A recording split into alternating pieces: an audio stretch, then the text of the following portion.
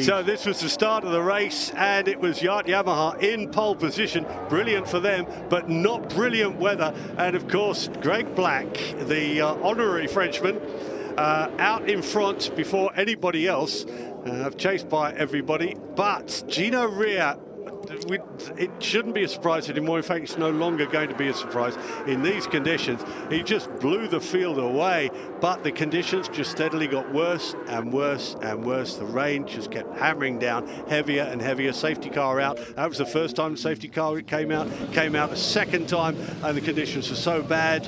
It took a little while to figure out what they were going to do. Stop it for an hour, stop it for 2 hours. Decided to stop it overnight until 6 o'clock in the morning because the weather was so bad. Oh, Gino just finding grip, a little bit of grip here.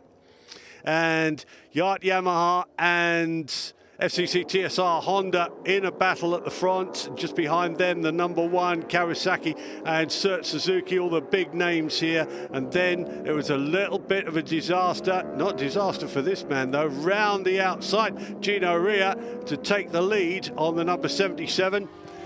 But that was a disaster. An engine blow-up for the FCC TSR Honda meant that the #1 Kawasaki went down on the oil, and the Yacht bike followed it in. Both smashed into each other, burst into flames, and burning so brightly they set the tyre wall on fire. 20-minute delay before that thing was rebuilt. They got out again, and by that time it was Cert Suzuki in the lead, and that's where they've tried desperately to eke out that gap, and that's what they've been doing over the #77.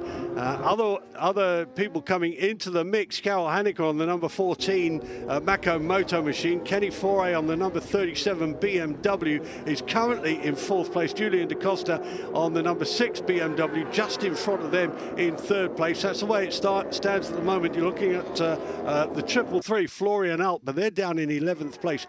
This is previously Vincent Philippe on the #2 Cert Suzuki. A very, very, very unusual picture because this is in sunlight, and it's been a dearth of sunlight up until now. The clouds still over the track. Classification after 21 hours of the race. We've still got 3 hours to go. Cert Suzuki in front of Vocic Racing Team and ERC Endurance. BMW behind them. Then the other BMW, Works BMW 37, Mako Moto 14 in 5th place, Moto Ain Top Stock Sport in 6th, then Tecmas BMW and Burt 3D in 8th place, 3Art Moto in 9th place, and Tani Team Beaujolais, who are now an EWC bike, in 10th place. They've moved up, as have 333 Viltes Eagle Pierre Experiences into the full EWC class.